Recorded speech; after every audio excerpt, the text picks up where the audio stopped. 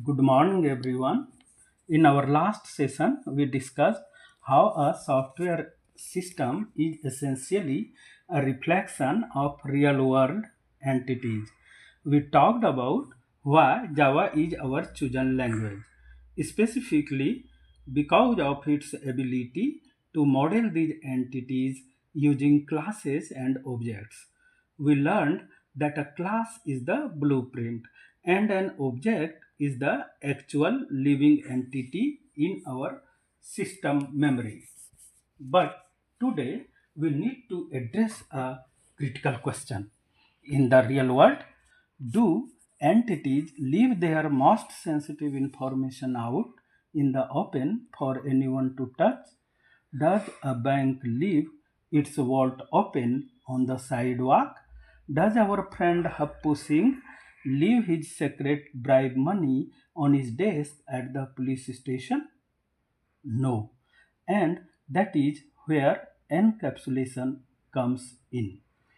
Encapsulation is the next step in making our software reflect the real world. It simply means that data means variables and the actions means methods that operate on that data are wrapped together into a single unit that is called class. But there is a rule to this system.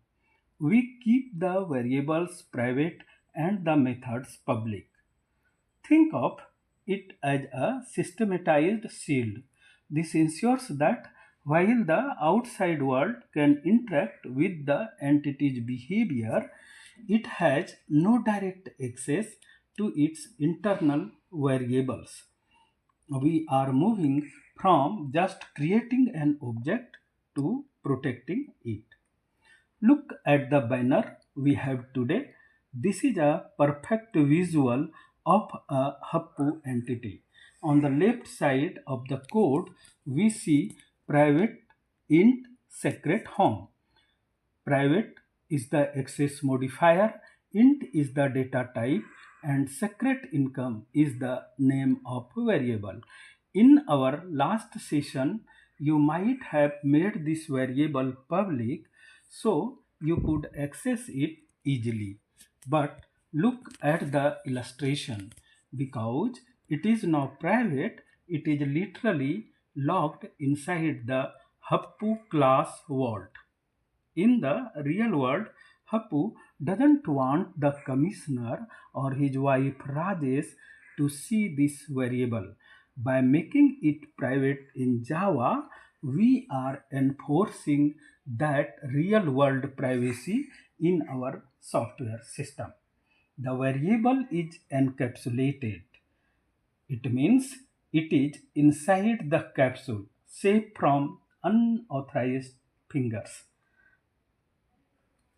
If the variable is private, how does the system function? Look at the center of the banner. We provide public methods, the getters and setters. This reflects how a professional system works.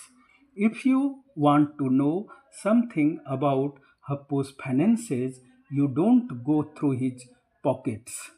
You go through his official statements. That is, you use the methods in terms of Java. This allows the object to maintain its integrity. For example, if a Vibhuti tries to set Happu's income to a negative number, the public setter method can act as a security guard and say access denied, data is invalid. This is the power of a systematized encapsulated entity.